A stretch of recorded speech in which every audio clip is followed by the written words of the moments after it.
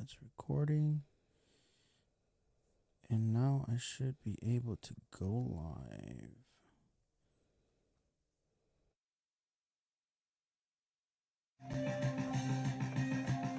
Sometimes, not.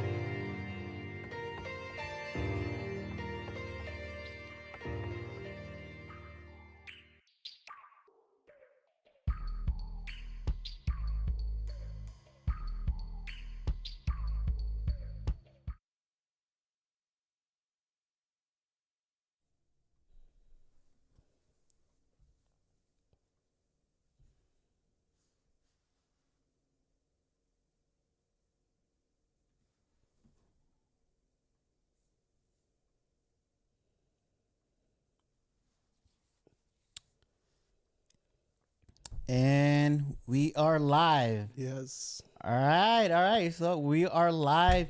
Thank you for everyone tuning in. I think we have we got 6 viewers right now joining us for the beginning of the podcast. So I want to say welcome to the Second City Life podcast. We are in episode 9. 9. Wow, it's like it's so.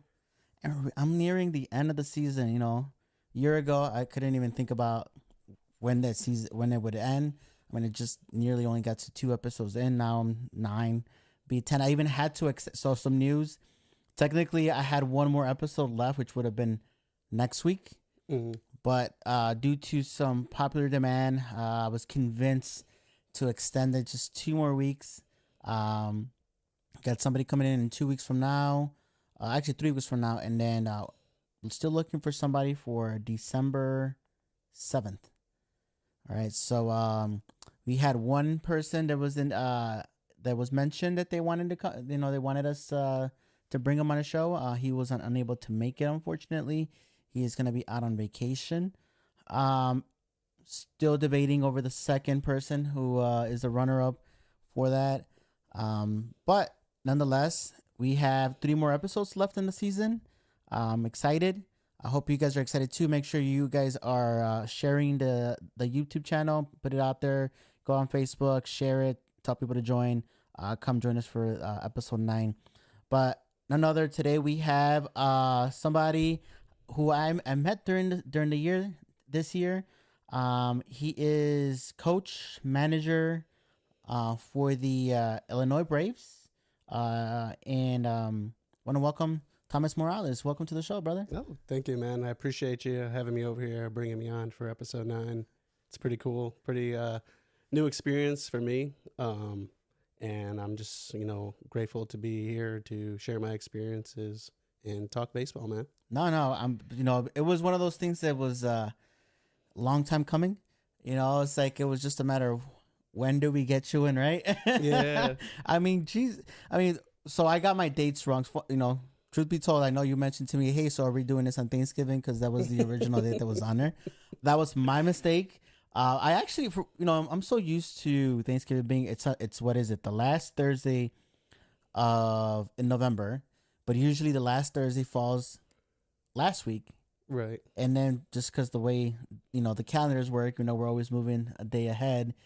It landed today or tomorrow, right? And it kind of threw me off. So I thought Thanksgiving was last week.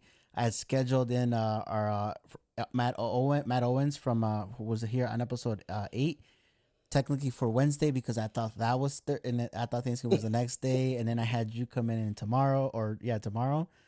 But thank you for bringing that up. Yeah, man. I was so excited just to come on, honestly, that, when I reached out and, you made the post originally for the 28th, I was like, let's do it. Let's have a good time. And then my fiance reaches out to me and she's like, oh, you're doing the podcast on Thanksgiving. And I'm like, hold on one second. Let me check my calendar really quick. So, yeah, man, it wasn't even until last week we're like, oh man, we gotta switch it up a little bit. I'm down for Thanksgiving, but I know, and it's up to you. I appreciate that. I'm like, he's like, I'm down. He's like, I don't know about 7:30 down, but I'm down. Yeah. So, hey, congratulations. I know you're just recently engaged, so I want to congratulate you and your fiance. Yeah, man. Well, before, I guess part of getting to know you, where'd you guys get engaged? So we spent 12 days in Mazatlan, Mexico. Okay. We left the 6th and we were out there until the 17th. So it was the 5th day, I believe. We were out there the 11th. The day before my birthday. My family, we spent 3 days, just me and her, out there before my family showed up on the Saturday. And then, yeah, man, on the Monday we did a little something special on the beach and whatnot, and there was only, I guess, certain days you have to book that stuff in advance. I don't know how often that stuff happens. Interesting. Yeah. So it happened on Monday. I'm excited. It feels like a new honeymoon phase, honestly. There's been so many people reaching out, a lot of people just saying congrats, and it's been really warm, it's like with the holiday season too. So it's been so great. That's awesome. I mean, just were you nervous leading up to it? How about this? So let's take a step back before we touch base to get to know you, more on the baseball side. Before you boarded that plane, were you nervous? I was extremely nervous, and there was honestly, two moments where I was really nervous about the thing. The first one was getting there. So like Mazatlan, there's no direct flights from Chicago to Mazatlan, so we got the connecting flight, and you never know what happens there. You know what I mean? Like what if because I put the ring in the luggage, you know, to go into the plane, and I'm like, I hope I see you in Mexico. You know what I mean? Yeah. So I'm just like sitting on the plane the whole time, like, I hope, you know what I mean, I hope that the luggage like ends up in Mexico. And it's crazy too, because when we got to the airport, we flew out at like 5 a.m. out of O'Hare. Okay. So we get to the airport at like 2:30 a.m. and like none of the kiosks are working, you know, like to print like the tickets to put onto the bags. Yeah, because they don't open till I think 5. Right. Yeah. So like literally one kiosk works, and we're like, you know, like these people are all here. They don't see it. We see it. Let's do it. And we get the bags, you know, tagged and everything, and we get our stuff printed out and paid for. And someone saw, like the group of people that are just waiting there see us do that, and they're like, oh, we're gonna do it too. And then like the head, I don't know if it's like the head person or whoever's setting up or turning on everything, she shows up and she starts collecting everyone's tags and stuff like that. Oh, your tags might not work if you do that or go through that. You have to wait until we turn them all on. Ooh. But like, and right away, my fiance is like, oh, I'm gonna give them back to her. Like, we got to redo them. I'm just like, nah, I think she's just like power tripping. You know what I mean? Like trying to do her job, make sure everyone follows protocols and stuff like that. So we kept the original tags from like when the kiosks were supposed to be off. So that's kind of why I was tripping about them getting to Mexico a little bit. But yeah, besides that, the other time was just, I had the ring in the hotel room for 5 days, and it's like, is she gonna find it if she just goes, you know what I mean? Like maybe she doesn't like look for something, but like if she just runs into it, you know, it's possible that. Yeah, you know, well, it's I mean, a case with a ring in it. Is she watching right now? Yeah, she should be. I think she's watching. She like, shout out to my fiance. I know she's watching. She told me to shout out her too. Yeah, so I mean, if she's watching, like, I mean, that's pressure. That's pressure, you know, to one, keep it a secret, right? And because you want to tell her, right? I mean, you're proposing to her, so that you're excited for that, and just to have to bottle, you don't want it to slip out, trying to hide the ring. You know, where do you place it? And then the luggage, that whole luggage situation, man. Yeah, literally up until that point, everyone's like, "Oh, how do you feel? How are you doing?" And I mean, I knew I wanted to propose to her, and like we've been together for like 5+ years now, so it's like there's full confidence there on my end. So like literally, it's just like, oh, I want to just get it over with, honestly, you know, and yeah. That was it. Like I just, I didn't want her to find out, like, and be like, oh, well, can you pretend like you didn't know? And so because my family's watching and stuff, and we put all this money into it, like for the proposal. So just go with it. No, that was my biggest fear. Yeah. Well, congratulations to the both of you. You know, happy for you guys both, and you know, start planning ahead of time. I'm telling you that right now. Yeah. I work in hotels, and you know, deal with weddings.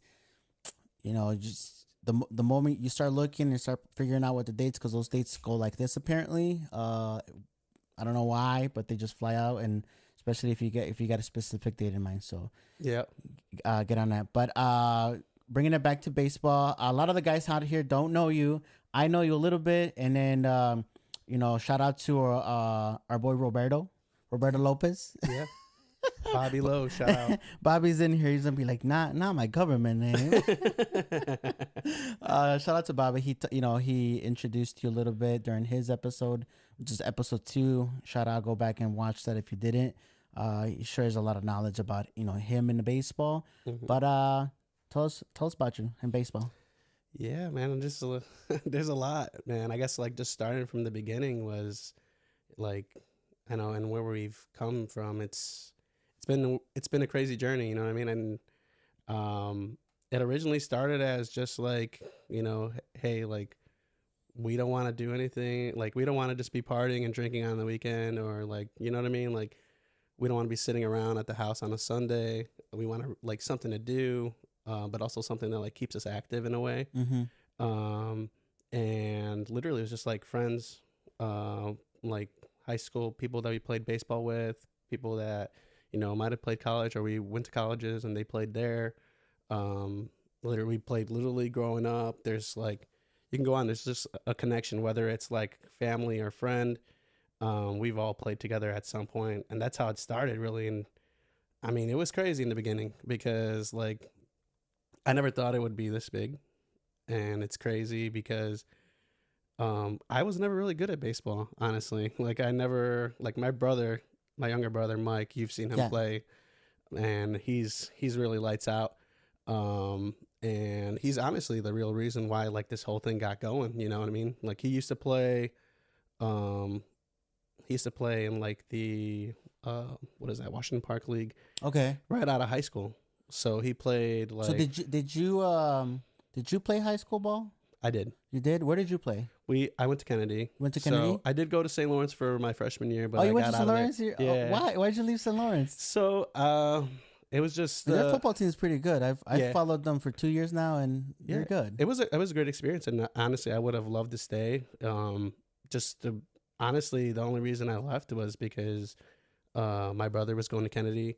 Okay. My sister was there, so it was like an opportunity for all three of us to be in high school at the same time together, and like being able to be there also for my brother who's coming from 8th grade to freshman, hmm like being kind of like a little bit of a guidance for him too.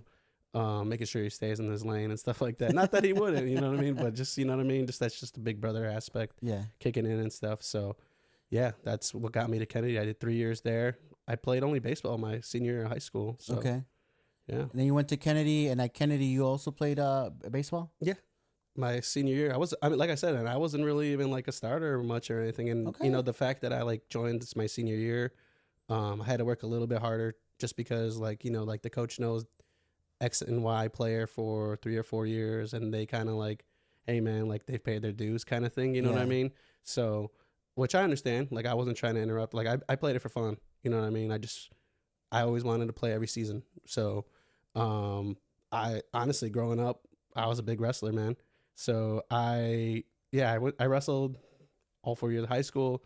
I did 2 years of college, and that's kind of when I pivoted.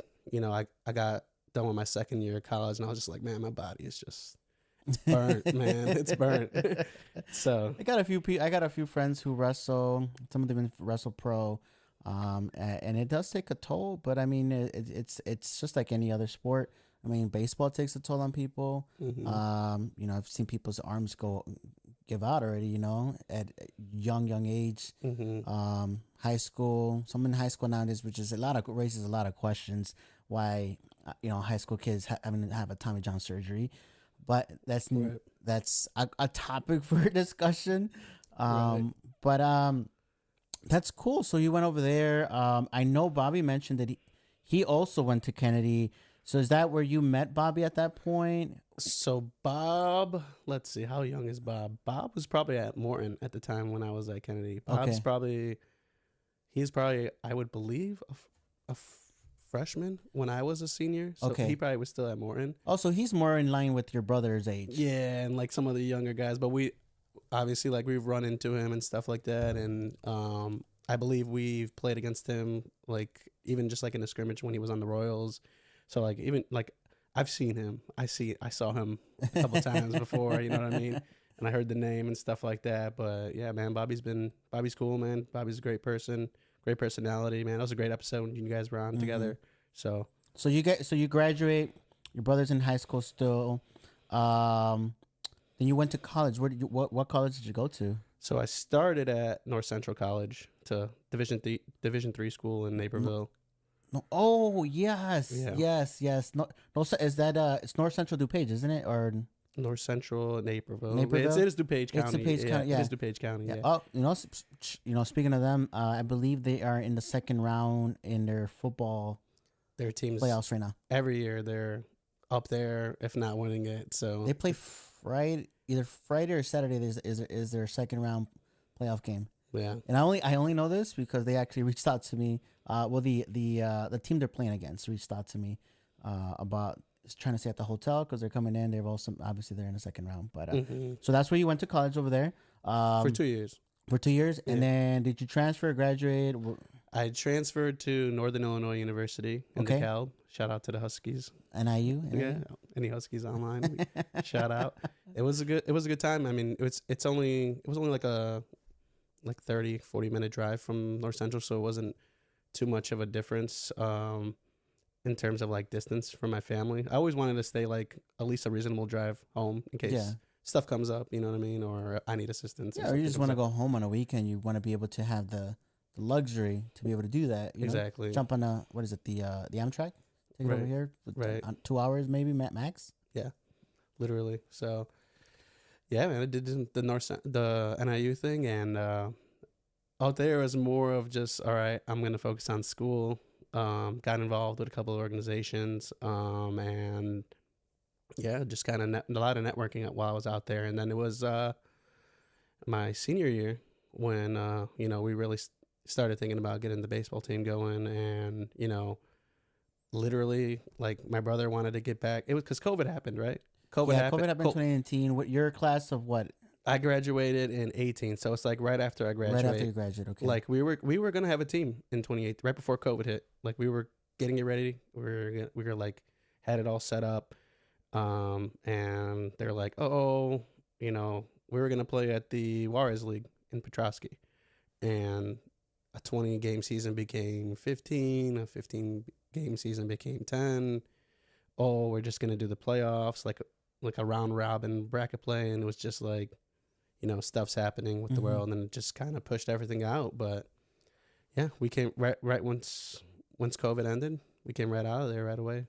So when would you say that you guys were like officially, this was your first year?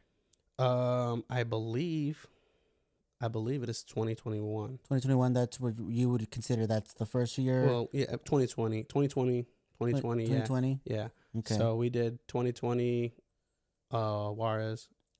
Yeah. So that was the year, kind of like you put the team together, and it's what's from Bobby. What he mentioned is pretty much just a bunch of friends, right? Yeah. A bunch of friends just wanting to keep playing ball. Mm-hmm. And you guys took it to Juarez. Were you guys called the Braves already then, or did you guys have a different name? Yeah, we've always been the Braves. Always been the Braves. Always been the Braves. So we've thought about changing it a couple times, but it's just hard, Where'd the Braves name come from?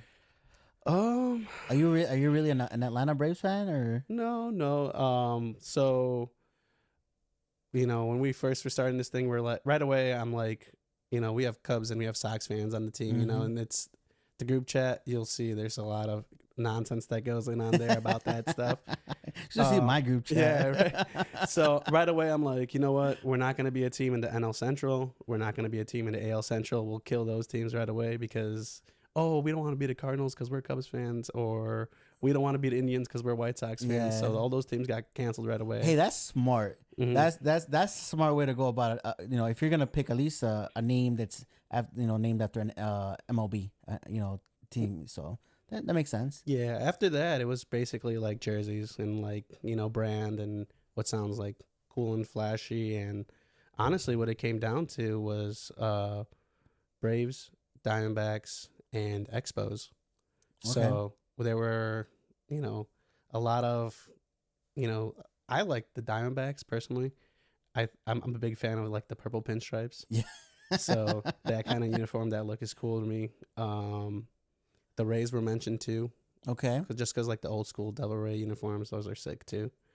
But yeah, no, it's a democracy in our group chat. So everybody has a little bit of input, and yeah, it just ended up being the Braves. It's funny. I'll give a shout out to Coach Dre from the Nationals. Last year when he came on episode 2 of the podcast from last year's version, which soon enough I'm gonna actually upload that episode as like kind of a lost episode on here.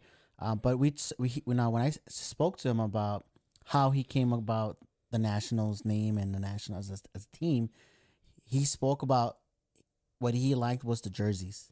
Mm-hmm. The cutoff jerseys, the colors that comes with the jerseys, and a lot of people won't admit to that the reason that they pick a name for their team is honestly they want to look good. Right. Nobody, like, part of playing baseball is just as much as looking good on the field. Right. That's what I've noticed. It's just like people, there's the off player who just doesn't care about his uniform at all, but just about everybody, is really good about, keeping it nice and fresh looking. And Yeah, look So, good, feel good, play good. That's a lot of people feel like that. So, and I like the cutoff uniforms too, man. I've been pushing them yeah, for them even with like the Braves and stuff, but I'm. I get shut down on it. You know, every time. I wore a national jersey all of last year, and actually multiple. Because they have three, and there's pros and cons to it. Mm-hmm. I think to me the biggest pro to me with the short sleeve or the cutoffs is one, you get to wear like an Under Armour shirt, which helps you with trying to stay cool in the summer, and then in the winter, like if you play that fall ball, like we were blessed this year where it wasn't cold. Last year's fall ball was cold. It was. So putting on a thermal underneath that is easier to play with versus having a full jersey that's not. It's more a little bit more restrictive. I should say it's the word. But to each their own. I think they're the only teams I've ever seen cutoffs wear a cutoff. I'm yet to see another team in the area, at least. Me personally speaking. Yeah, honestly, I can't. Off the top of my head, no. I like it though, like the same aspect, like you said, for summer, it gets hot, man. Yeah. And there's been, like I said, it's a democracy when we try to come up, like every 2 years we get a new uniform. We're going to be getting new uniforms this year. And, the last time we were getting new uniforms, they're like, oh, let's wear, like cream Braves jerseys and some black pants for our, uniform. Like, black pants in the summer, man? Are you serious? Like, it looks good. But man, once it gets to like mid-July, once it gets early to August, 90-degree days, playing you're not gonna 12 like noon. it. Yeah, and literally the bottom half of your body is like extremely hot, and you're wondering what's going on with your legs and stuff. You're like, no, sorry. Oh wow! So okay, so you come with the name. You end up picking the Braves. And you guys join Juarez. What was that first year like? Honestly, man, it was a lot of trial and error, and because it's new, you know what I mean. So you think you have a game plan, and obviously with baseball, the ball bounces one way, or what I mean, the ball gets hit in another direction, and stuff that you can't control happens. And I mean, overall, I would just say it was a learning experience for real. Like, I didn't really have any expectations. Obviously, we always want to win 100%. I want to have fun, but like obviously too, like the best way to have fun is to win. But there was a lot of growing pains. Like I had to there were guys where, like some guys, like even though we were cool and I knew of them, I didn't like fully understand like, how they play, how much they can pitch, stuff like that, like their stamina, like understanding the attributes of players. So what was your biggest challenge then? I think honestly that first year was just like, well, because our first year we had probably like 14 to 16 players. So I was like, and I look at the box scores still today, and it's like I'm playing and coaching in that first year. So that was the biggest challenge, and it was like I need to get away from this because multitasking, if I strike out and I'm all hot because I get a strikeout, that affects me coaching. You know what I mean? Absolutely, yeah. And like, maybe I say something that a little harsh to someone trying to explain something, and I don't mean it to be harsh, but because I'm still holding on to that strikeout or that error or whatever mistake was made, that kind of that's like, I don't know. It's like a, you know what I mean? Like just keeps happening. It's just disruptive to do. Like I think just for a lot of coaches who are coaches and they play, they say it's very, very difficult. Eventually, if they want to succeed, they have to take a step back. Yes. I'm either a player or I'm a coach. Yeah. Can't do both. It's like, I will fill in. They tell me like, I'll fill in. If push comes to shove, if we're literally that's all we have is one player per, per position. That's it. And I got to be out there playing, right field or, then I'm out there. They say, but yeah, it says doing both is challenging. So yeah, I'm not a fan of it, and especially with me, like I'm playing the outfield. That's my position, so I'm like trying to coach from like right field or left field. You know what I mean? Yeah, good luck with that. And if the ump makes a bad call, hey, Blue, like from the outfield. And then were you doing Game Changer at the time already? No, man. We didn't really get into Game Changer until like our second season because I didn't really know about it. So you were just doing the book. Who's doing the book? And then I'm teaching guys that are like on the bench, or I taught my fiance Sandy how to do the book. So she wasn't a big fan of that, but you know what I mean? It's just me. You know what I mean? I don't like, there's players on the team, and obviously like there's players that step up and they help on the bases and they know how to do the book. But in terms of just like solely coaches, it's just me. So literally it's like trying to juggle everything at once sometimes, but it's a challenge that I accept for sure. Where'd you guys end up finishing that season? Do you remember? In that year, there were only 5 teams. So we played like the same. It was the year after COVID. You know, there's not too many teams. People are hesitant to come out and start playing right away. You know, stuff's going on. And there's only 5 teams. So everyone made the playoffs. We ended up finishing, what is it, like 4 out of 5, I believe. Okay. Yeah, it was a little difficult, I would say. But also, like I said, man, it's only like, you're having like 9 to 12 guys for each game, and we're just the new guys, you know what I mean? And in that league, you know, you get pushed around. I feel like in any league too, a little bit, you know, like they're gonna test the new team, you know what I mean? Yeah. Even like the umpires. I don't like to talk about the umpires. I'm cool with all the umpires. If any umpires are paying attention, man, I love you. But yeah, like even the umpires, hey man, like you know, if it's a bang bang call, the team that's they literally told me the team that's like been here for 8 to 10 years, they're getting that call, and it's like, well, okay, if that's how it's gonna go, like you gotta kind of earn your stripes in a way, but whatever, it's another challenge we accepted.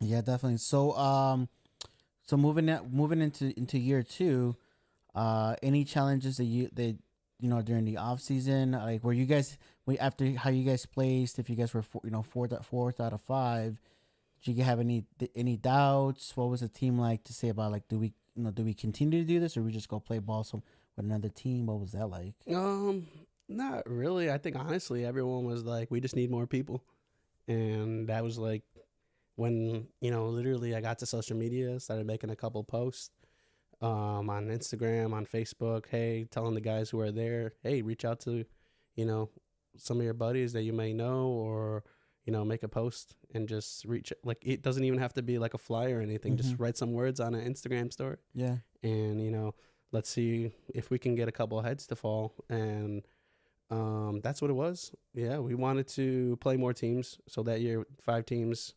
We played the same team 4 times. So it's like, it's good, but at the same time, like, we want to play new competition every week. You know what I mean? Over like a 4 to 5 month stretch, you're playing 4 teams. It's kind of, it's not boring, but like you want more, I feel like. Yeah, you kind of just know the teams at some point.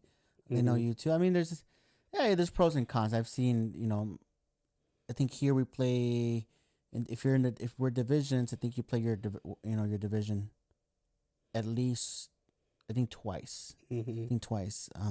But it's so many headaches when it comes to figuring out. I'm glad I don't do that. Yeah. But so year 2, did you go? You guys still stayed at Juarez? No, we left. We went to Washington Park in the Azteca League. Okay. We got out because that was at that time, like from at least what I was hearing, that was the league to go to. Okay. That's where the competition was. A lot of guys on the team, they were like, hey man, like, I'm hearing this and this about this league, like we should go check it out. It's basically like the same, you know, same rules, same kind of setup as Juarez, same area, South Side.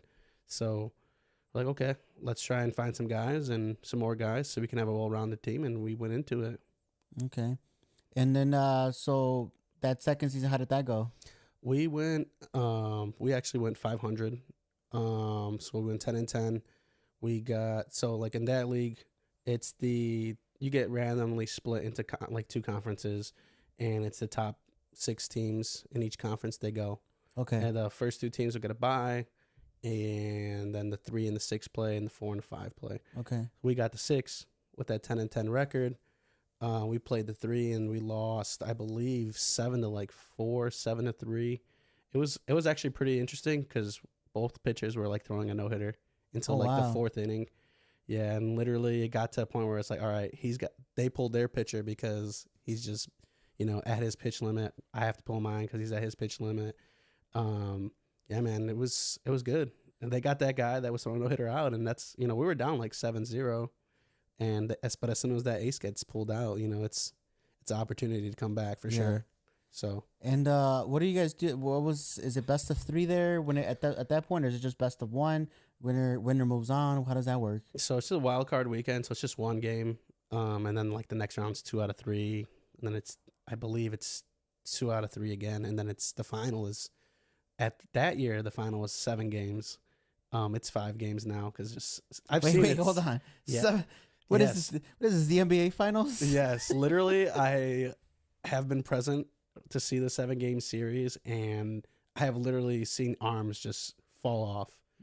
Literally, like there's like the first year we were there, we saw Leon win it. Okay. And it's like their ace, man, he probably threw at least like 400, 500 pitches in that game and like that whole series. And I'm just like I get it. Like a championship's on the line, do anything for your team 100%. But man, that's crazy stuff. That's a lot of dedication. That's a lot of heart. My jaw wants to drop right now just hearing like how many pitches and how many games. Mm-hmm. That is insane. Wow. That's crazy. So did you guys make it past that team? What was the outcome of the game? We lost, so it was tough. I mean, but once again, getting playoff experience. There were, I believe, 18 to 20 teams that year, so being able to make the playoffs, that's always a great feeling. Yeah. And once again, just more lessons learned to take into the off season, and then obviously, like after watching the 7-game final go on, it's like, all right, you got to get some pitching too here, because if we do get in a deep run, we're gonna need people to throw, and at the same time, I'm not trying to overexert someone and have them throw way more than they should be. You know what I mean? What do you think was the biggest lesson you learned from season 2? Season 2, honestly, I just think it was, like you got to come every week. You know what I mean? So like, especially like now you're playing a team every other week. Obviously, like life's going on. One player might have a vacation. Another player might have someone sick. You know what I mean? Someone might be just hungover, just doesn't show up to the game. So you got to be ready every week. You can't, rely on one guy to carry you. Mm-hmm. And like you got to bring it straight up. Like you can't, if you think, some teams, you can walk through, but if you play down to their level and like you're playing 9-inning game, next thing you know, hey, extra innings. Like, what do you guys, like our season's on the line. Season could be on the line here if we don't win. You know what I mean? Stuff like that. Yeah, no, I completely understand. So then that leads us to season 3. What year are we at now? Year 3. Year 3. What year would that be? 2022. 2 years from you go. Yeah, 22. 2022. So going to 2022. That's year 3. You stay in Washington Park. Yes. Tell me about what was the mindset going into that year? Mindset was, hey, like we scratched playoffs. Now we got to start. Now we're gonna win a series. You know what I mean? That's the goal. Like, obviously, like we all want to win it all, right? Mm-hmm. But like it's like, hey, we're friends. We all played ball growing up with each other. We all know each other from some way. But let's turn it up a little bit. Let's be a little bit more serious. And give some of these players a run for their money. You know what I mean? Some of these guys on the other team, they're college ball players. You know what I mean? Some of these guys play in like Mexican leagues or other, independent leagues. Yeah. You know what I mean? And it's like a lot of the guys on our team, they were told after high school, hey, this is it. Or they tried playing, somewhere else and, they didn't get picked up or it didn't pan out. So it's like, let's push these guys that, played in those leagues and stuff like that. Let's hit for me, it's like, hey, if I can get a hit off a guy who threw in college, man, dang, that's crazy. I would have never thought that would happen. So, stuff like that, you know what I mean? Just like, hey, let's push and apply pressure to these teams, hey, maybe they have more talent than us, but hey, if we keep it close, you never know what happens. If they make an error in like the last inning or something, and we can steal a couple games and hey, we're right in it. Yeah. I think that's the recurring theme, when I talk to everyone, As everyone has told people multiple times, baseball is like a new sport to me. I've never played baseball. And there's something that I've seen in the 2 years that I've been around now is that baseball is unpredictable. If you show up to a game and you think you won it, you can lose that game. Like, it's never assumed that that you won the game until you win the game, right? Just reference the Bears. Just look at the Bears. let's throw some cheap shots at the at the Bears. And I am a Bears fan, but I am a realistic. I saw the statistic where the Bears, the last 4 or 5 games, we were up going into the fourth quarter, and statistically speaking, the chances of us winning the game were like at anywhere between 95 and 98% on every single one of those games to win the game based on the score and the lead. And then what happened? We lost. Yeah, man. You can't check out. You can't think, even when you think you're good, it doesn't, until that final whistle, till that final out. Like, there's a lot of people say it's like, if you're winning by, X amount of runs, you can kind of, just take it easy. Like, no, you just want to keep scoring.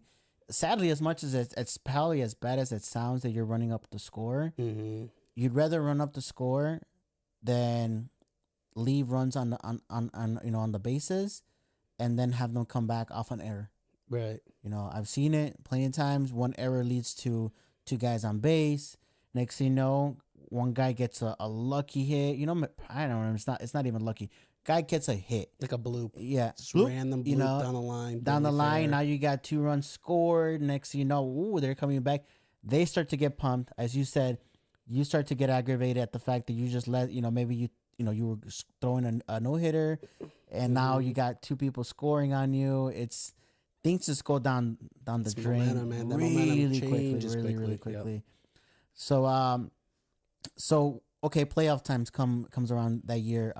Where do you guys end up at, and where do you guys go into the playoffs? What seed? So believe it or not, we didn't make the playoffs. You didn't make the playoffs. We didn't make honestly, the last 2 years we have not, and it's something I mentioned before last season started. We finished, I believe it was 12-9 that third year. But our, like I said, it's random. The conferences are picked out of a hat. The only thing that stays, is the champion. The 2 teams that play in the final, they have to be on opposite conferences. Besides that, it's random. Okay. And we just got stacked, super stacked, and on our end. And I'm not knocking the other conference, but we beat almost everyone in that conference, and they have it on the website. You can see it. There's proof. So I'm not making it up, but like, if we were in the other conference, everyone plays each other one time. We would have been in there. We beat, like, I believe 3 or 4 of the teams that went in on the other side. We had the same record as a team in 6th place, and we had a better run differential, but it all came down to head to head. So because our run differential was like 30 more runs than the other team, but it didn't matter because we lost them. I believe it was like 3-2 or 2-1 in the regular season. So we're out. And I mean, it's heartbreaking for sure, because like, I want the playoffs for the guys. Like, they deserved it. Yeah. You know what I mean? We the year before, we're 500 and we make the playoffs, and we're better the next year, and we don't make the playoffs. And it's gut wrenching because, we felt like we just need to get in, and we have a shot. Yeah. You know what I mean? That's part of the battle, is just get in to the mix. Getting in. Right. Getting in. That's like, it's a whole new ball game. Once you make people don't understand, until you've been in the playoffs, I don't think you'll ever understand fully what the difference is. That, you have the regular season, and then you have the playoffs. And when you make the playoffs, it's new. It's like starting clean. Obviously every game matters even more, because it could be best out of 1. That's it. Win or lose, go home. It could be best out of 3. And I always tell the teams that I followed, it's like, you never want to lose game 1. I've met coaches who have a mentality to say, you know what, I'll give game 1, and then I know I can win with game 2, and then we'll go to game 3. I'm like, no, you want to win game 1, because think of how much pressure is on your back on your players to know, hey, we have to win game 2. There's no messing up, nothing. Because if you lose that game 2, that's it. Pack your bags, you're out. Right. So I think I'm more like win that game 1. And if you're gonna drop a game for whatever reason, say maybe you just don't have the depth or guys have to go for whatever reason, the game you want to drop is game 2, not game 1. Right. You know, you'd rather go into because it's just the pressure. It's not everyone can hold that pressure. Exactly. So you guys missed the playoffs that year.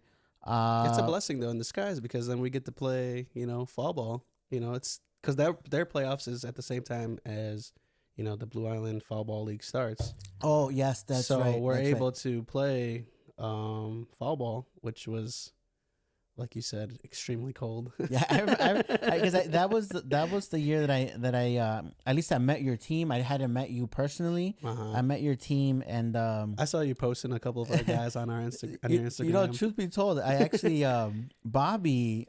So you know how if you have I think you can do it on Android too, but on the iPhones, you know how you have your contact photo for people. I like to put a photo to the name because sometimes I have a bunch of people with the same name and I need to know who's the person I'm talking to.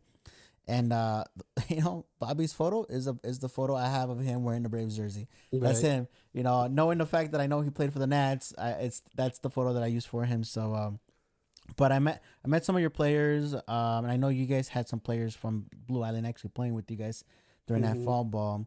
But then you mentioned that, so this year you also didn't make the playoffs. But before we even get to that portion, did you try to make any changes in the off season going into this year? Yeah, it was just honestly, it was kind of the same, like more recruiting. So obviously, like some of those guys that did play fall ball with us that didn't originally play with us the prior regular season, they ended up coming on. Kelly, he ended up coming on. Great player, great personality. But I think for me, it was more of like from an operation standpoint, it was how do I get more funds? Because I want to that was fun playing that fall tournament, but that costs money too. Absolutely, yeah. And it's like, okay, so we got to get sponsors. We got to generate some funds. Because that same time, hey, here comes the Spring Classic, right? After fall ball. Yeah, so I didn't know that you guys partook in that because truth be told, at that time I was like, once that's early in the year, I was thinking to April time frame, and then I was just got a message from the guys on the Nats to say, hey, come to the championship game, and then it was later on that I found out that you guys actually partook in it, and all that. So you did that, and then that goes into this past year, which is the season that just ended. Now that's when I actually met you. So we're almost up to date. I met you at that point. I know you messaged me. Bobby was like, "Hey, I want to talk to Coach. I want him really, for him to hire you to come out here and take photos of us." And I'm thankful. Thank you for bringing me on that. Really appreciate that. I go out there. I know that was about mid-season, right? Yeah.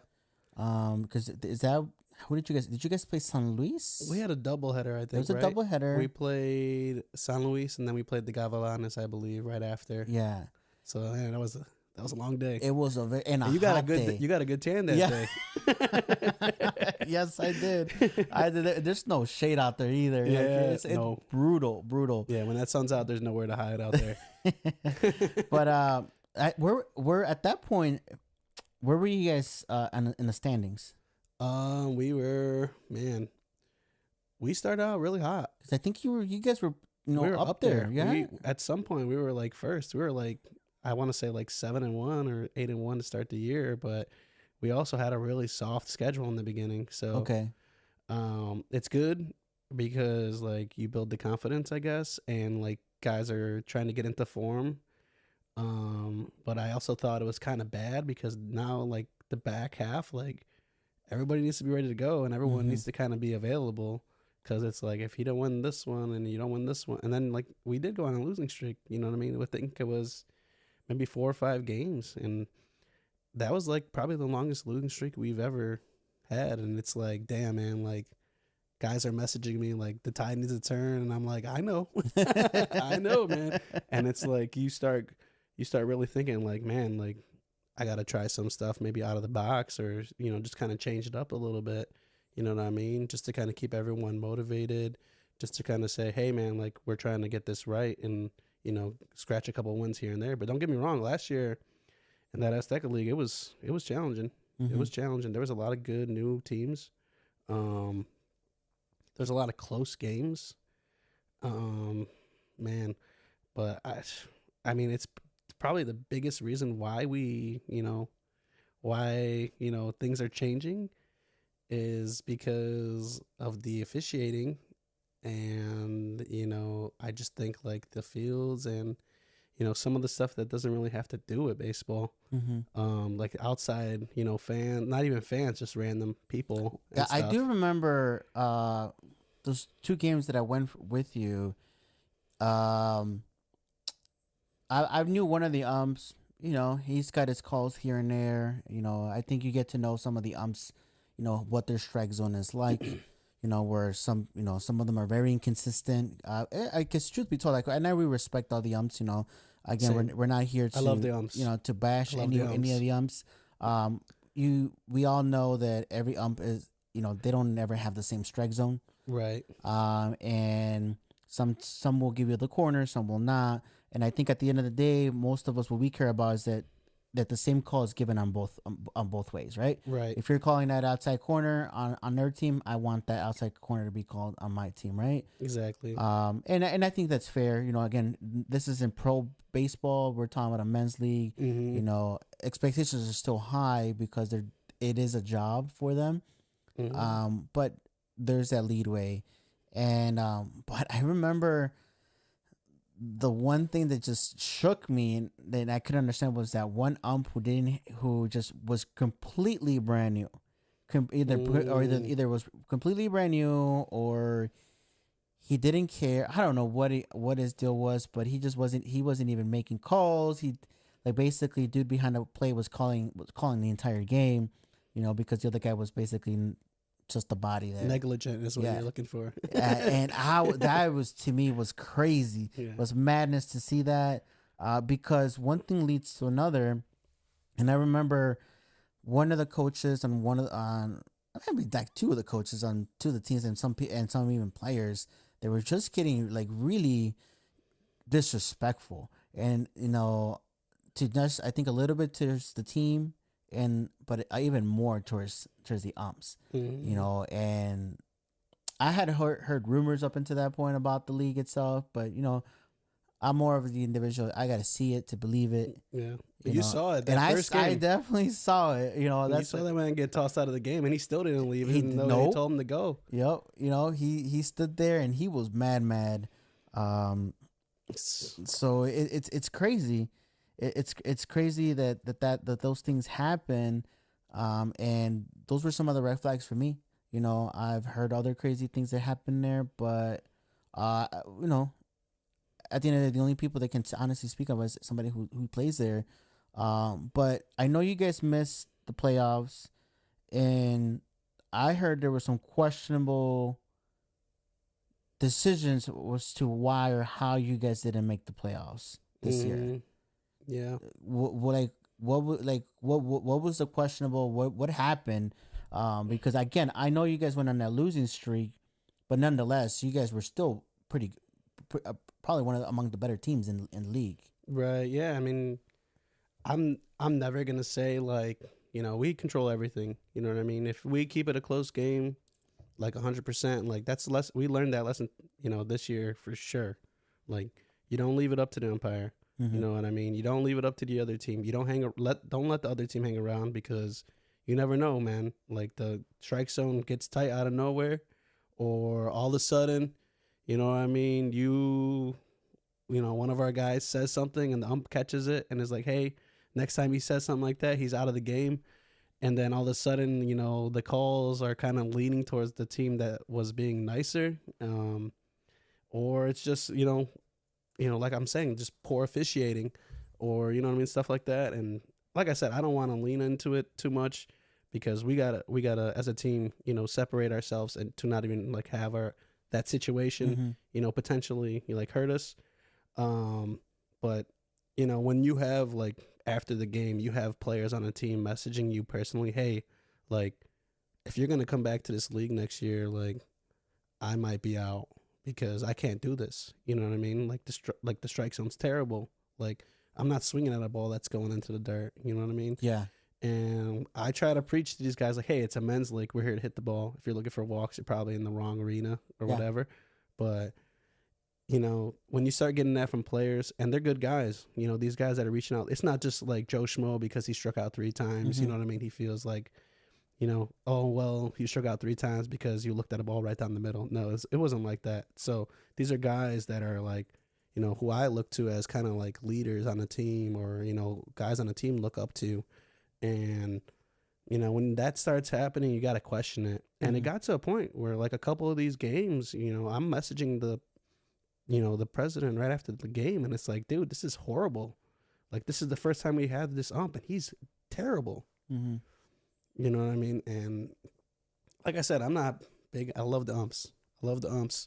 But when it's an external factor that, you know, hurts the game and it's not like us making the error, us just like losing it, you know, it bugs us. You know what I mean? It bugs anyone. It should, you know what I mean? So, yeah. That's pretty much how that season, and that's how all that unraveled. that's you know, it's gotta be frustrating, and I feel for the guys, because you know everybody wants to win, everybody wants to make at least the playoffs. You want to at least you want to see improvement on a year by year. You know, I say you gotta crawl before you can walk, and you gotta walk before you can run, right? But you guys are not a new team. You guys have been in the game. You guys have been in those situations. Even if you take a little step back, you know, by not making the playoffs that other year, you still want to, in the long run, still be moving forward. And when you think you have that control and there's an external factor that's kind of dictating that, that's frustrating. That's frustrating. And we go 13-8 this past year, so we did better than the year before where we didn't make it. And once again, if we're in the other conference, we're in like second or third place. That's crazy. So now that's crazy. So then I got players telling me, hey, like, you know, like there needs to be a wild card or something. And I did mention it like the season before, like in league meetings and stuff like, hey man, like I get it. Like you got to keep all the teams invested, and that's why they're broken up and why only the top 6 from each make it. But like, you know, if the best teams are not making the playoffs, what are we doing? You know what I mean? That's crazy. That's madness to me that you can be on one side with the best record to almost be like the first or second seed in the other division, and you just don't make the playoffs. It's crazy. I would be mad as a player. You know, I'm probably looking to leave. You know, I say, you know what, I don't want to come back because it would almost feel like the odds are against us. You know, because it's like, like why, like how do we keep ending up in in this division, or why are the divisions not broken up a little bit more fairly? How were the divisions broken down? I know you mentioned that first and second seed, right? You know, the runner up and the champion, they get split up automatically. How does it just get randomized? So it's like, for example, last season it was 22 teams, and it's 1 through 11 go to one conference, and 12 through 22, or however that's split up, I don't know, go into the other one. So automatically the champion gets 1 or 12, and the, you know, runner up gets 1 or 12, and then it's just random. So yeah. so there's literally, that's now Juarez. Do you know how many teams Juarez has over there? They've been growing. I think they have anywhere from like 8 to 10 right now. 8 to 10 right now. Okay, so they're like a moderate league. You know, they're not super big. Yeah, that Aztecs team over there is pretty good though. Yeah, I mean, I think they won their championship this year. I think, yeah, or they won. I don't know. I've been to so many leagues. I don't. I wish there was a way like where we could create like how soccer does, like the Champions League. And you kind of just bring all these good teams together, and let's see who's really the good team. So where there's a will, there is a way. But I'll talk about it. Let me. So I've actually, you're not the first person to mention that, and I'm sure you're not going to be the last person. But here's the way I've had the discussion with friends, and people who are in higher places, and the problem with that is that there's alliances within leagues. Certain leagues are, they call themselves like sister and brother, sister leagues, and then other leagues hate other leagues and they just refuse to work with them. That's the first thing. That's the underlying, the probably the biggest issue. Number two, the second issue that's a bipartisan of that is that at our level as a player, you would want to play those other teams, right? If your team won the championship, you know what? I want to be able to say that I am the best team in Chicago or the Chicagoland area, right? Yeah. But the problem with that is if your team beats that team from that league, you just pooped on that league in the sense that that people can in turn say that clearly the better teams are in this league, and now teams might leave that league. So there's that. There's some I can't speak for those leagues, but I know that they've thought about those things. It's like, well, we don't want to because there's a chance that we might lose to them, and then that discredits our championship, makes our championship look weaker. And we don't want that. It's the same thing. Like you're a wrestling fan, right? Let's talk about Crown Jewel. Did you watch that? Yeah. Okay, I pay attention. so we Crown Jewel, and we all know that that wrestling, at least WWE, don't hang me, don't but it's scripted. I love it. I'm a big fan of the WWE, but we all know it's scripted. Someone in the back end is deciding who's gonna win and who's gonna lose, and they have two champions, right? We got your World Heavyweight Championship on the Raw side, and you got your WWE Championship on the SmackDown side, and Crown Jewel established where like they're gonna face each other and one of them has to win. So now you're establishing that hierarchy where this belt is clearly better than this belt, and you're always gonna see it. If you weren't seeing it that way beforehand, you're gonna see it that way now, where this is the A belt and that's the B belt. Right. And on the baseball side, it's the same thing. That if you play each other, and maybe you blow out the champion from that league over there, you from that point on, people are just like, oh man, that they won that they had their champion, they got blown out. They went to that tournament over there and they got blown up 13-0. Mercy rule to that, and these league managers, they don't want that, right? So they might do the friendly competitions between the sister, the sister leagues. Because I have seen those, but overall, the biggest one is they don't want that. I think something that can actually happen and exist is probably something more along the lines I've seen. I guess this gets done at the collegiate level of this. There's a collegiate league that plays out here somewhere in the suburbs and the south side over here, and what they do. Their season is compromised, I think, of like 25 games.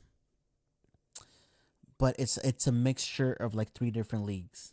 Like the tiers or something like that, right? Or something. I don't know the way they were. So basically, you have your core of like say 8 teams for the collegiate league, and they'll play 25 games total. But they might be playing teams from throwing just names out there. They might play 5 teams from Blue Island. They might play 5 teams from Tinley. They might play 5 teams from Washington Park, and that's how they come up with their 25 game season. But ultimately, the games that matter the most are gonna be the league the games they play against the teams from the actual main league. It's a weird concept when I first walked into it because I went to a board meeting with them, and I kind of just try to gauge it. And I'm like, oh, okay. So in a sense, those teams are playing in 5 different leagues. so they get to play the best of the best from each of those leagues, while still maintaining that league integrity for their league. And it just elevates them. But again, this is college level, so it's weird, but it makes sense. Probably that's probably as best as it would get even in a men's league, and and it would take so much coordination from league managers to make it happen. But at least at that point, you're not discrediting anybody's champion at the end of the day. Right. Yeah. It's crazy, right? It's good to think about though. Like, what if? You know what I mean? So. I mean, I would want to see it. I mean, me too. So I mean, I'm all about it. I mean, I'd be, I think that's a good, like, the spring, like, classic tournament. Yeah. I think it's a good way to kind of do that too. Exactly. But I mean, I didn't know, like going into it, doing it this past season, I didn't know it was gonna be that serious. You know what I mean? it was pretty serious. You know what I mean? I'm like going into it. We went into it with the mindset like, hey, this is our preseason. Yeah. You know what I mean? We're gonna get guys. Guys are gonna throw. Everyone's gonna throw. Everyone's gonna play. We're gonna see where you can play, where you fit. Yeah. Kind of establish roles a little bit, and some teams just came out there with, hey, this is our R9, and they're ready to go. And yeah, hey, if you weren't ready, you were getting stomped out. So. Yeah, a lot of people take it for like even let's just look at the fall tournament. This fall tournament, I know you guys didn't partake in this one, but I can tell you that every single one of those teams, I'd probably say there was probably even more competition during the fall ball or the fall tournament than even during the regular playoffs. Because like every single of those teams went in there and the mindset was we want to win. Obviously some of those teams lost in their leagues, and they want to take a trophy back home at the end of the day. And I don't think there was any team on there that just kind of we're just here to have fun. Nope. Right. I mean, the Southsiders, which is the team that I played on. I mean, I think 3 of the games we played with just 9 guys, eight guys for most of the game, and then the 9th guy shows up in like the last 2 innings, and like we could have just we're gonna lose the game. It's just fall, Right. Absolutely not. We came back and won. Oh, We all those games where we were short man, we won them. We won them off walk-off home runs. We won them off like, a walk-off line drive where people get on base. yeah. I mean, just to bring it back to like what we spoke earlier. That's why you don't take your foot off the gas. Because I can tell you right off the bat that in one of those games, we should have lost that game, but the team let off the gas and I'm sure they kicked themselves in the butt afterwards because they were winning by 3 runs, and all they needed was 3 outs. Wow. 3 outs, and I remember I'm new, right? And I remember myself getting on, getting an at bat. Only 9 guys, literally. And, I'm like, okay, well, I'm going to swing it. If it looks good, I'm going to swing. Whether I swing and a miss, I'm just swing. But, he wasn't giving me any strikes. I don't know if it was because he just knew that I was new. And he's like, he'll swing at some of these and, get himself out. No, I mean, I swung at one. I think I fouled it off. And then the other ones were just down in the dirt or like, out, really inside where they're almost about to hit me or on the outside, and I walked, and then that walk led to another walk, and then that led to somebody getting a base hit, and all of a sudden we won the game. Like just like that. It's not over till it's over, man. I'm telling you. You Never know. They were just like their jaw just dropped. Like, did we just lose a game to a team who had 8 players for 8 innings? Yeah. I'm telling you, man, baseball is crazy. So, but yeah, it's serious. So, are you guys partaking in the Spring Classic this year? We are, and we will. It won't be like a preseason. We're coming.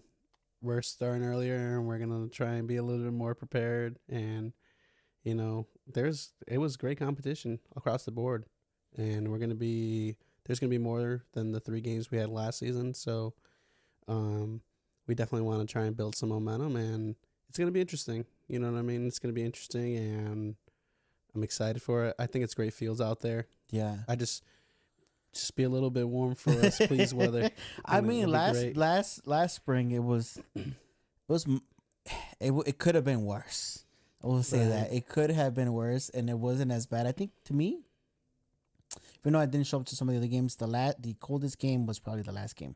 Yeah. Because that wind was howling. It felt like it was like negative degrees. I'm like, why are we doing out here? What are we doing out here? Yeah, thankfully we didn't have to play no games. Like I know that like bracket play, like the first weekend, like man, there were some teams that played like when it was pitch black dark outside at like 7-8 p.m. Man, I'm thankful we didn't have to play in that kind of environment because it was cold. You know what I mean? We played one of our games. We played when the sun was going down, and by the time like that game was wrapping up, it was like, all right, we just want the game to end, man. We're good. You know what I mean? So, but let's look at the chat. We don't have a lot of things, but see here we got Lionel Pfeiffer. Lionel, yeah. He says, "Coacher, let's F go." Bobby says, or Mr. Roberto Lopez says, beautiful proposal, shed a tear. So can't tell if he's being for real or if he's just trying to mess with me. I don't know. I mean, and then I am assuming this is either Thomas Morales or somebody logged in on Thomas. Oh, that's probably my dad. Okay, your dad. So he says, you were good, a smart player. And then we got Mickey from the Pileros is just commenting on the podcast. Says says good podcast. He always tunes in. Yeah. Shout out to all the viewers. We got 15. Thanks, Dad, for the comment. I think we maxed out. It goes up and down. Right. It's Black Wednesday, man. It is Black Wednesday, so people are getting ready to go drink, and I respect the fact that we got viewers watching us here. So. Yeah, I was preaching, hey, man, while you're getting ready to go get, blacked out, tune in. But Coach Miga, he has a question. He says, hey, what's your opinion on the optimal size for a team? Is a 30-man roster cap or have as many as possible? Or is there a sweet spot? What can you share? Honestly, so I think for starters, it depends on, the culture and what you're trying to get out of it. Is it just for fun or are you playing to compete? I think if it's just for fun, you obviously want to keep it maybe to 15 to 20. And that way, everybody gets in, everyone has a good time. No one's complaining about playing time. I think if it's you're trying to compete, you're getting as close to maxing out the roster as possible. I think you always leave at least one or two open just because you never know. Someone gets hurt or, someone, finds out in the middle of the season and you can just quickly add them and get them into the flow.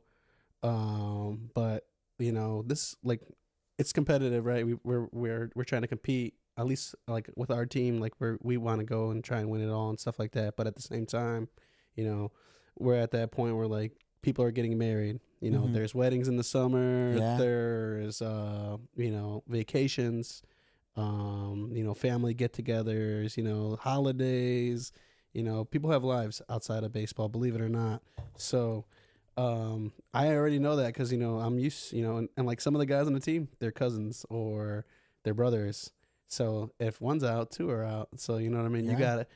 I'm always thinking hey, if I have 20 guys, I can expect to have 14 to 16 at a game. Mm-hmm. Because someone's going to have something. Or, like I said, someone wakes up sick, someone's hurt, someone's literally just blacked out Saturday night and ends up missing the game. So, and then it depends on the rules of the league, too. You know what I mean? If there's a way to get more than 9 in a game, then maybe you extend it a little bit, to maybe not everyone, gets multiple at bats, but everyone can get at least one at bat, stuff like that. So, and it honestly comes down to the players too, understanding, hey, this is the kind of team you're joining.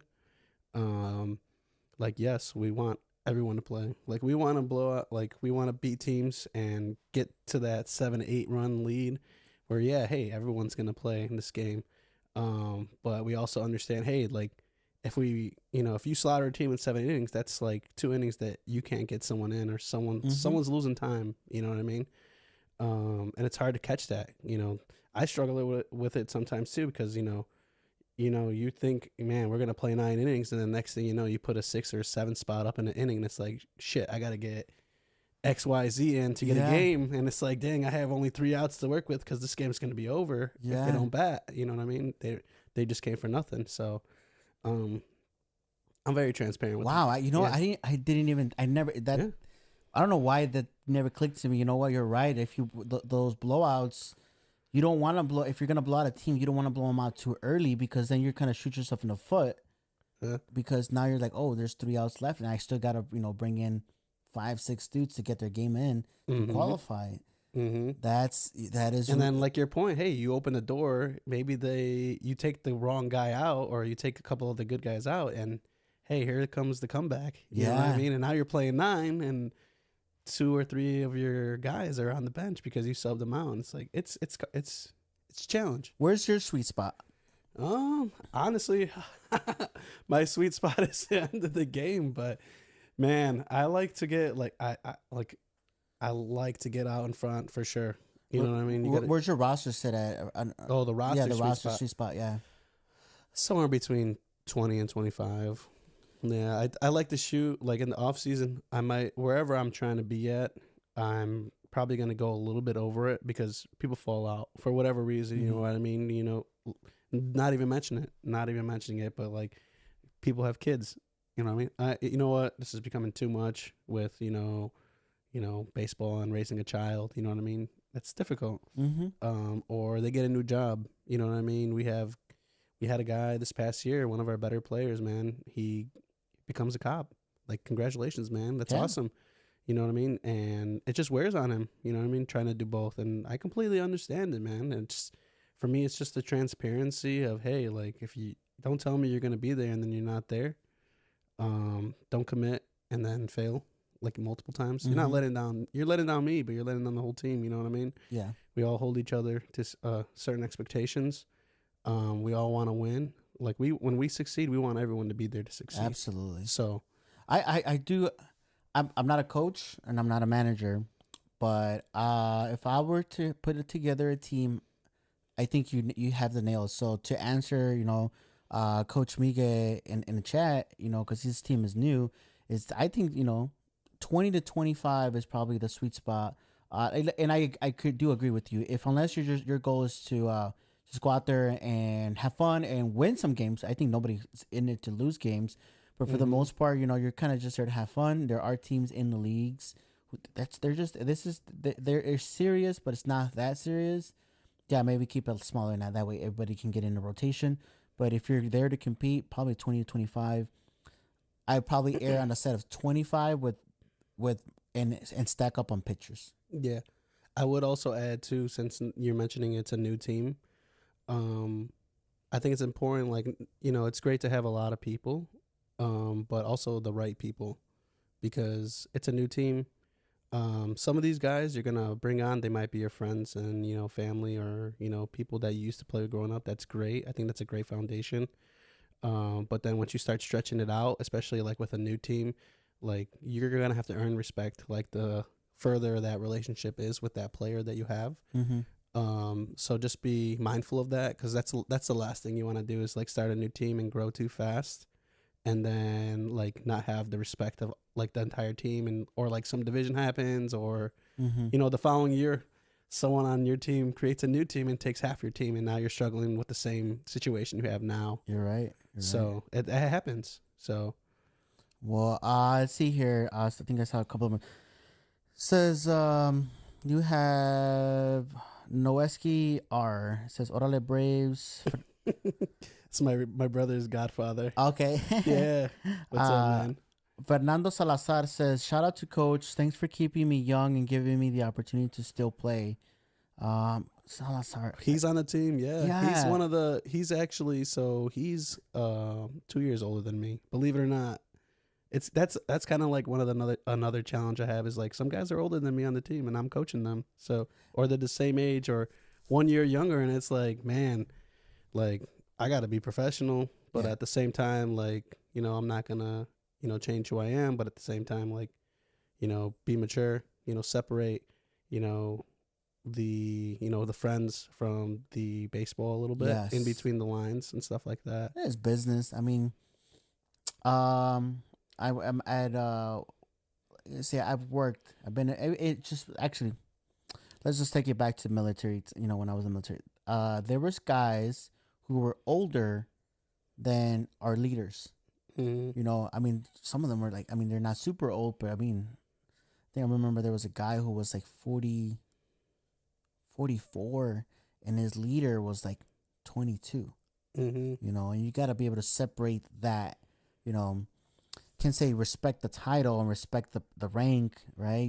Because respect is also earned, but respect is mutual, right? So understand that as a coach, as a manager, I want to win just as much as you do, right? So you have to respect the coach and respect their decisions, whatever that you hope that they're leading you in the right direction to win a game, to win a championship. But it is difficult, and it's difficult even at the player level as the player to accept that you have to listen to someone who's maybe younger than you.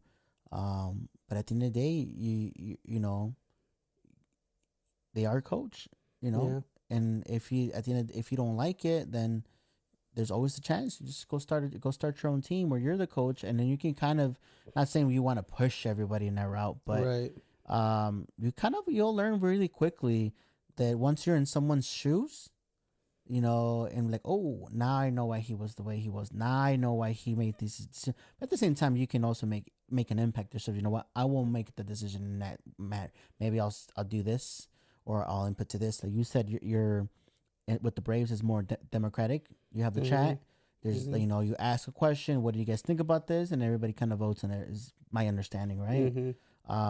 That's one way, Right. That's all. Not all teams are run that way, right? Right. Some teams are more authoritative. It's like you either get on board with the program or you're not on board. Yeah, it's a constant challenge, honestly, and that's like one of the biggest things that I work on, try to be better at and improve on is that type of relationship on the field and off the field, because a lot of these guys on the team, like some of them are going to be, standing up at my wedding. Some of them, like, we were in the same prom party bus, we did, like, we've done bigger activities together. Like, after games, I'm hanging out with them. But, like, it gets difficult when it's, like, because I like, in between the lines, I know, like, when X player is at his best, you know what I mean? And, I know when our team is at their best, how they look. So when I don't see it and I call it out, like, it's difficult to, like, not be harsh, but, like, shed light on it and, like, hey, like, we let them win, or hey, like, we could have been better today. And you try not to be upset about it because, like, I don't know, like, you're going to go hang out with these guys and crack a couple beers, like, right after the game and stuff. But at the same time, it's like, we're trying to get more serious here. So it's like a double, like, I don't want to say like I'm two-faced or anything, but like it's kind of like you're like one person, and then in the next, once you step off that field, you're a different person. So it is a challenge, and I lose it. Like, everyone loses it, right? Something doesn't go your way. You know what I mean? It doesn't happen as much anymore, but when I was first starting, it was hard. It's a lot of stuff, like running a team, putting it all together, and I really try not to, like, let my team know, like, hey, man, like, I'm trying to figure out the roster. I'm trying to figure out the funds. I'm trying to figure out the uniforms, like the logistics of the uniforms, the logistics of, what league we're going to be playing in, the logistics of a lineup, all these things. I don't push it on. Like, I don't want to rub it in the face like, hey, man, like, I'm doing all this stuff, and, the least you guys can do is show up on time and go to practice and, not be hungover at the, like, no, I don't do that. But, when it's consistent, or, when I know, like, hey, man, we should have beat those guys, you know what I mean? It comes out, and, like, I want to, like, I need them to know that, hey, like, for real, like, we could have beat those guys, or, like, for real, we're better than this. You know what I mean? But at the same time, it's like balancing that, hey, like, buddy's going to have the whole team over after the game, and I want to go because these are my buddies, you know what I mean, too. So that's definitely like a big challenge that I Have you had to cut a player before? Let me think. Cut. I don't think cut. Or were you let it where I've never. I don't think I've never let. or you have removed somebody from the team? Say, hey, we don't need you next year, or we don't, or we. The only time, Or- so, anyone who like goes through a full season with us and puts the effort in, shows up to games. I say that the last game of the season every year, like you're welcome back. Mhm. Like you know what I mean. Like if you can prove your personality and you mesh with the guys, you're back. The only time I would say is like, hey, for example, last year was like the first time like we didn't cut. It was more of just like removing Mhm. because hey, like we're in the middle of the season and you have like one game played. You know what I mean? And it's like even some of those guys we removed, like we didn't like cut and we brought them back into the chat. You know what I mean? But like I removed them from the chat. Had like a adult conversation, respectful conversation, like hey man, like So let me stop you there because that's kind of where I was curious. So when you remove someone, whether however you want to call it, you want to cut him, let him go, release him. At the end of the day, they're no longer on your team, and you're moving them out of the team. How do you approach that conversation with that player, especially on a team like your team where it's mostly friends and family, basically, right? These people you grew up with, people who stood up and went to prom and all that. How do you tackle something like that? I think it's just being very straightforward and realistic. Not sugar. I don't really sugarcoat it. Don't beat around. I'm in a fraternity too, and that's like a big reason of how we got numbers originally too. And there were at one point like seven players on the team within the same organization as me, and I believe there's like two or three now. So it's like, yeah, you're a great ball player, but you're not available or XYZ. You know what I mean? You're not physically there. I've never had to really like cut or remove anyone for like you're a bad egg. Yeah, or you have some- the bad egg. Yeah. Right. It's always been just like attendance and like you're not showing up, like you're taking up a roster spot, and there's a guy who's interested in joining. Did it impact you having removed? Did it impact like the personal side of things in life? For me, no. Like I can't speak on that person, and trust me when we're having those conversations. And like I let them know I love you, man, and I appreciate you. Some of these guys that I've had to have those conversations with, they've been on teams, for maybe two seasons or a season and a half. So, I love all my guys. You know what I mean? If like you do a whole season with me, like you go to war with me every weekend, we're going to battle, whatever you want to call it. Like you got my respect. And if you need me outside of the field, I got your back. You know what I mean? Even if it's just a phone call, text, whatever it may be, the smallest thing.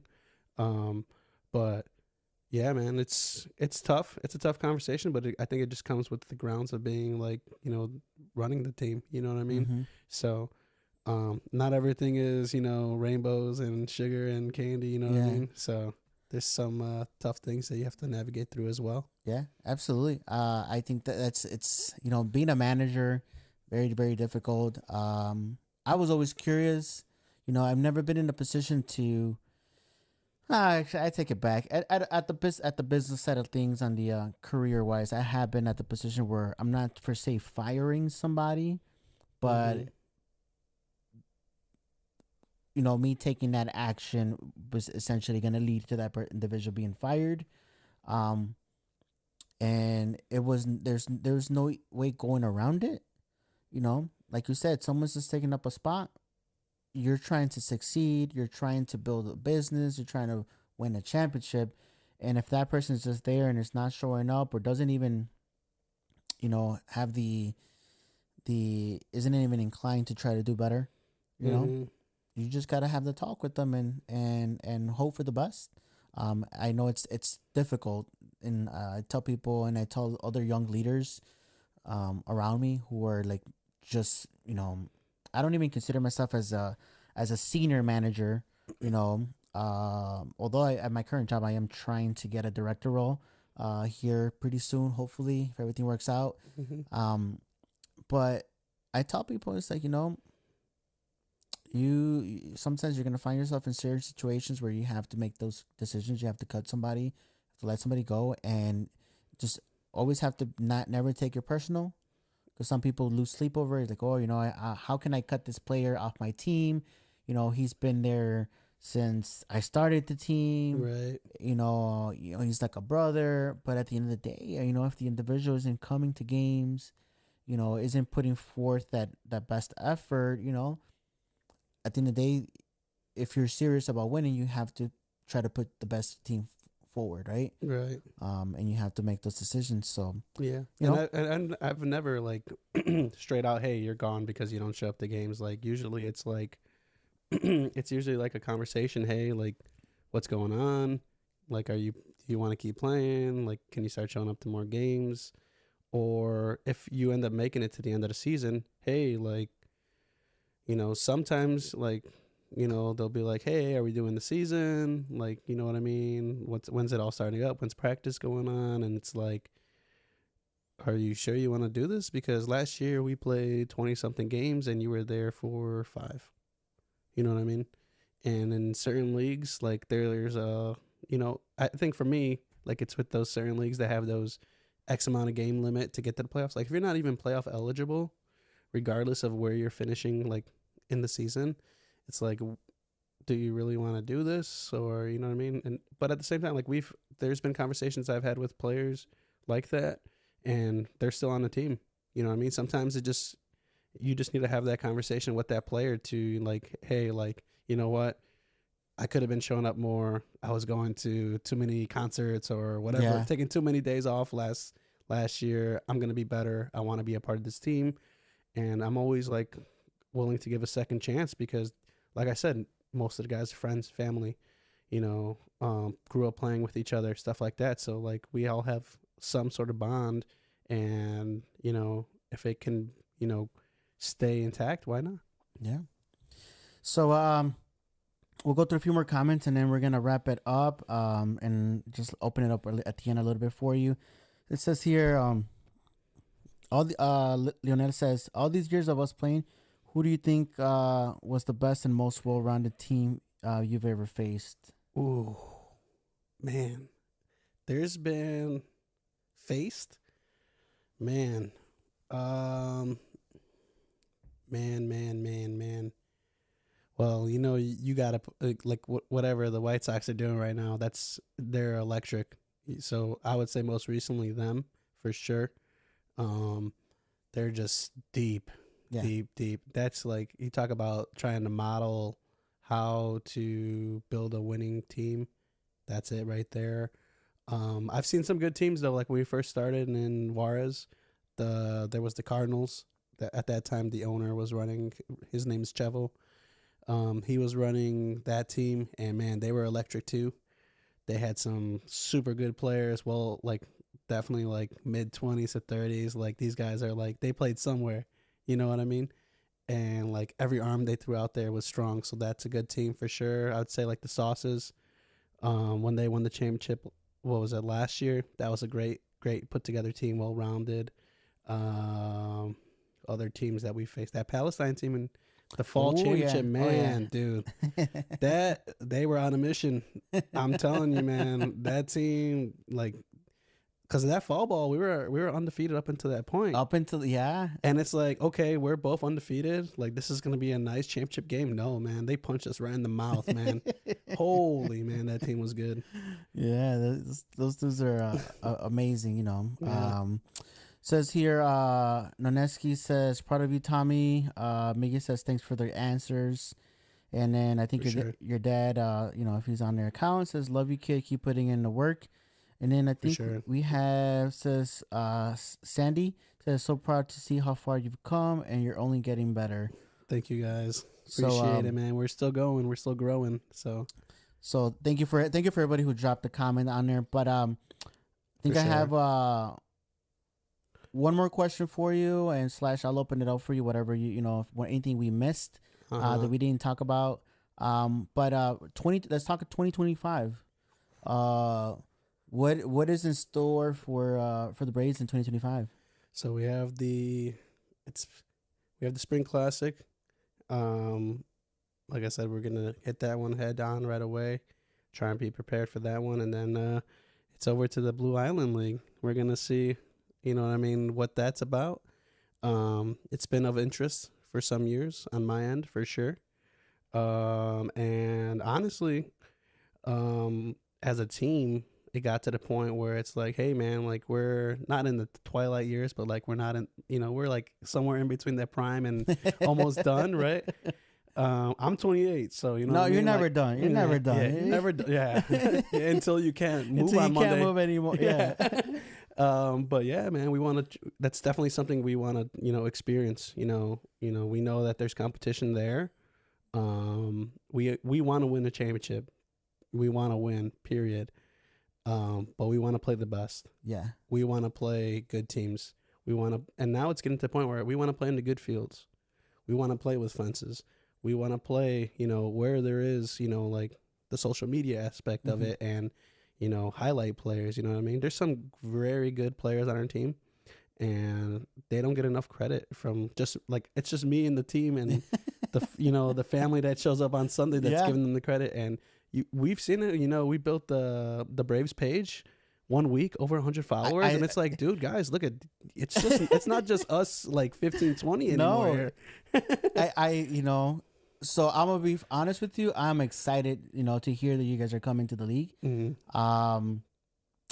Just because I've seen you guys play and I just see what you guys can offer to the league as a team. Mm-hmm.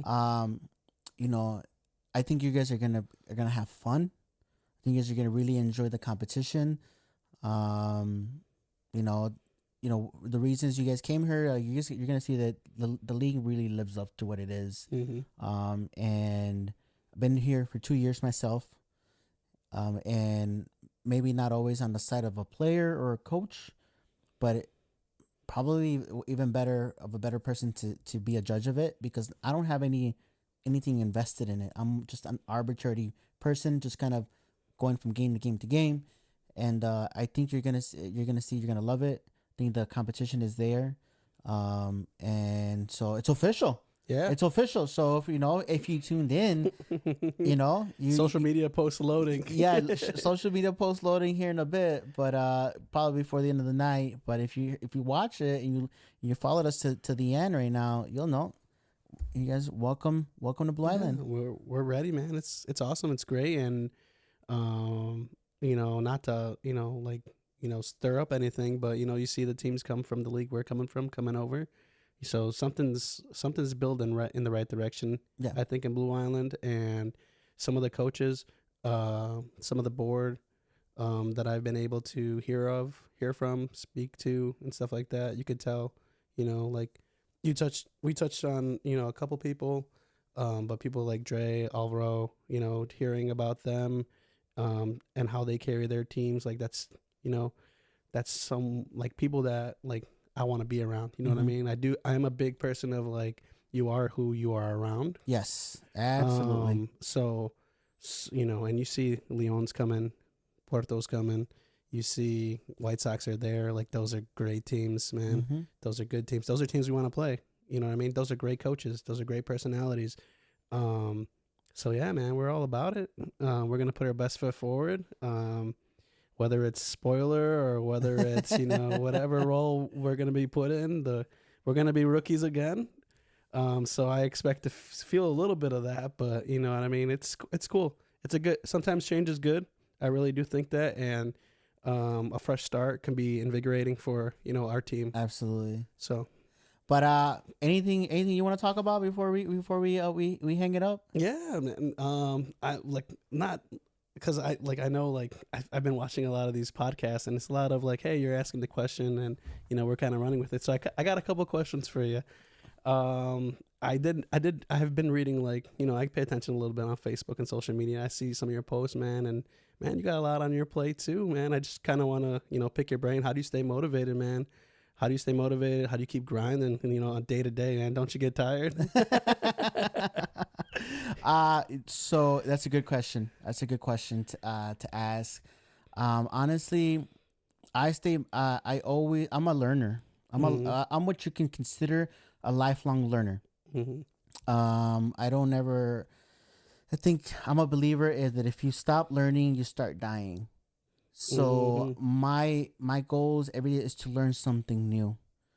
So when you see me, posting stuff, I'm always experimenting with things, and trying to learn something. If I don't know it, if I see it somewhere else, I want to learn how that happened. How did they do that? And Mm-hmm. I'll take the time to watch videos, read up on it, and then I put it into effect and try to do it, try to mimic it. They say there's a saying, also another saying, and I'm saying a lot of sayings here and a lot of quotes, but there's a saying saying there's you know the ultimate show of respect is being able to copy someone. And it's crazy. You think, like, how is that? Think about it. That means someone values your work Mm-hmm. to a high regard that they want to do the same thing. The only difference for me is that I don't copy. What I do is, like, I see it, and then I throw my little sprinkle, my own taste of me, so Mm-hmm. that when you look at something, it's me. Like, Mm-hmm. hey, that's clearly Edgar shot that. Clearly Edgar edited that. That's his flyer. Yeah, that's his flyer. That's that. And you know, like, before, I used to just kind of just, you know, my weekends were doing nothing. I have kids, so I'd spend time with them. But then when my kids leave, I kind of sit here. Well, what am I doing? Yeah. Doing nothing, just playing. Either what am I going to drink? Am I going to just play video games? And I said no. I was blessed. At least I like to say that I was blessed with this gift to be able to pick up a camera and take a photo. Mm-hmm. And it's led me down this path where I don't want to stop. When I stop, sometimes when I don't touch my camera, like, it's I feel like I didn't do something. Mm-hmm. And it's just driven inside of me at this point to want to continue to do something, to do that and say, you know what, I have these goals, and no matter what, I don't care what gets thrown in front of me. I'm like, I'm not gonna let it affect me because I want to reach that goal, and I just work, work, work, work, work. I've seen my work from even 2 years ago, and I've been doing photography as a whole for probably now 7 years, sports photography for 2 years, and even though they all kind of overlap a little bit, um, this one's probably been one of the most challenging ones to learn. But I know that every hour that I dedicate to it, you know, I can see the difference. Mm-hmm. For those who've been watching the podcast has evolved. Mm-hmm. Truth or not, It has. it has. I mean, from the first setup I had to the second setup I had to the current setup I had, and even to the setup I have right now, I'm still not happy with it. It's just I got to my from based on last year. It's like, if you want things to be perfect, they're never gonna be. Mm-hmm. So instead, do little baby steps. Right. But continue no matter what. Never stop recording. Never stop taking a photo. Just just keep going, keep going. Eventually, you're gonna find a happy medium. Right now, this is a happy medium. I'm happy with it, but I wish I can still change something else. So I'm looking for some sponsors because I do want. I have this goal where I want to be next year, next season, at least when it comes to the podcast. So I'm looking for sponsors, and currently working on trying to put something out there to kind of give back to the sponsors, because the sponsor obviously wants something in return. They're not just going to give you money for just Right. because they're good people. Right. It's a trade. There has to be value for them. Mm-hmm. But yeah, that's what keeps me motivated. Yeah, man. Yeah, it's great, man. Like, and throwing your name into that list, man. Just seeing, like, what you do for the league, man. It's motivated me. We said in that meeting, hey, why don't you have a page? And I'm like, you know what? You're right, man. Let's get this page going right now. You know what I mean? I've always thought about doing it, and it's just like, man, it's just me here. But it's like, I'm not gonna use, like, it just being me as an excuse anymore. And, like, it's like the people around me, I see them, like, like you say, getting a little bit better, Mm-hmm. finding a little bit of growth. So yeah, man, shout out to you. Definitely got me Thank getting you. that page going. And yeah, man, it's just like I said, man, seeing people like you, seeing people that want to be better, that want to see growth, putting myself in that environment. So it just, that aura kind of like elevates, my game. Yes, it's addicting. It's once you find that group of people, and there's that businessmen, who are successful. Say, if you want to be successful, surround yourself with successful people. Mm-hmm. Or surround yourself with people who are also want the same thing you want. Right. Because you're gonna elevate each other. What's that saying? Iron sharpens iron. Mm-hmm. Right. So do that. Yeah. I even sometimes your circle shrinks, and I've seen, especially as we're getting the holiday season. It's winter. It's gloomy. There's seasonal depression. It's a thing. Mm-hmm. And you see people start to get down, and they start, posting, that they feel lonely, and they, best advice I can give to those people is to get out and do something. Figure out what you enjoy doing and do it. Yeah, or try something new. Do something you never done. Do something new. Try something new. Never too old to try something new. And ultimately, and surround yourself, with people that are like-minded. There's a lot of people out there. Anything you can think of. There's people who enjoy to do the same thing. You want to just eat food. You're a foodie. You just want to try new foods. Find a person they wants to try new foods. Go around. There's, food pages, man. Food pages, they anything you can do. But ultimately, you don't need a big circle. You just want to be surrounded with those, a small circle with the like-minded people. For sure. And that's 10 times worth more than having 100, 200 people as friends. So for sure. But yeah, man. Thank you for the props. I'm here just like I told everyone who showed up to that meeting, and this goes out to any of my viewers. Period. If you, I don't gatekeep. So if you have any questions about how to do something, I'll guide you in the right direction. Sure. Or if you're one of the teams in the Blue Island League, you want to start your page. If you don't know how to even start it, reach out to me. I'll get you going. Sure. Ultimately, you manage your own page and you go from there. But as you know, you have fans out there. Yeah, you have fans out there. It's crazy. So yeah, and it's like I think that's gonna be some of the ammo for the team. It's like, hey, man, like there's 100+ people out here that are paying attention, that care, that root for y'all. Like that's gotta if that doesn't move you, I don't know, man. Yeah. I don't know. Like, it moves me. It moves me every time I see that followers. Just like once it passed 100, I'm like, dang, man. Like, this is like, I thought this was just like some little hobby. You know what I mean? Like, we're just gonna play baseball. We're just a bunch of guys who are way past their prime that shouldn't even be playing baseball and stuff. And people pay attention, man. I guess so. It's awesome. When I saw the Blue Island page hit the 1,000. In the short span that it did, and it's all organic. See, a lot of there's people out there who may have 500,000 followers, but it's fake. It's all bots. Yeah. And the data shows it, because there's like, well, what's the interaction like? And it's like non-existent. And when I managed to get this to 1,000, and I was seeing 20,000 hits, 25,000 hits with just 1,000 followers, I was like, holy, like that means that people enjoy the content that they're seeing. Right. They enjoy watching you play. Right. And that's what I tell teams, when out there, it's like, you have people watching you that, our stadium games, as you're going to be able to partake in those. I'm excited for that. There's the playoffs. We've never played with fences. We're getting a stadium game. That's crazy. And then get to that championship, and you have a 5-game series in the stadium. Yeah, so that's, hey, man, I'm all about it. I'm all about it. But you'll have people from all over. Yeah. I've heard it now. You'll have people from Washington Park coming to come see what is going on. Yeah, we want to see what this is about. So. But thank you for everyone who came to tune in again. Thomas, thank you for coming on here. I'm always grateful for all my guests to come on the show. For sure. And any shout outs? Shout out to my dad. Shout out to my mom. Shout out to my brother he's the real one that got this all going, man. He's the one that lit the fire under me and like, hey, let's put a team together. Shout out to my brother. Shout out to my fiance. Shout out to the Braves. Shout out to my org, Sigma Lambda Beta. I know some of you guys are paying attention to this. What else? Who we shouting out? Shout out to Blue Island for having me on here. Shout out to you, man, having me on here. The questions, the content, like this is a good conversation, man.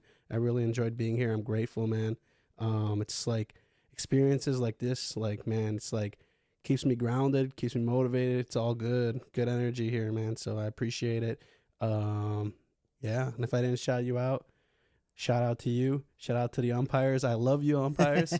So, well, I hope to welcome you back season 2. Season 2 is more focused around coaches, so I definitely want to bring you back again for a second go round. Oh yeah, that's my biggest goal, is to be a reoccurring guest. Yeah, and we'll have you here again. So thank you everyone who tuned in. Enjoy. Have a safe Black Wednesday. Yes. And then tomorrow, happy Thanksgiving to you. Happy Thanksgiving to your family. Yes. Likewise to yourself. Happy Thanksgiving to your family. And tune in next week. It's either going to be, I think it's Thursday. Don't quote me on that. I just got to check because my guest can only come on one of the days. So I believe it's Thursday, but it'll be at 7:30. Nonetheless, you will see a post, and we'll catch you guys here on YouTube. Make sure if you haven't subscribe. That way you can kind of get the notification when I go live next week. And then the biggest thank you can give me to everyone who watched and everyone who's watching later on is the gift of a share and a gift of a subscribe. Mm-hmm. Get your friends and family to come sub to the channel. Very thankful. So happy Thanksgiving to everyone, to you and your family, all right? Yeah, happy Thanksgiving, guys.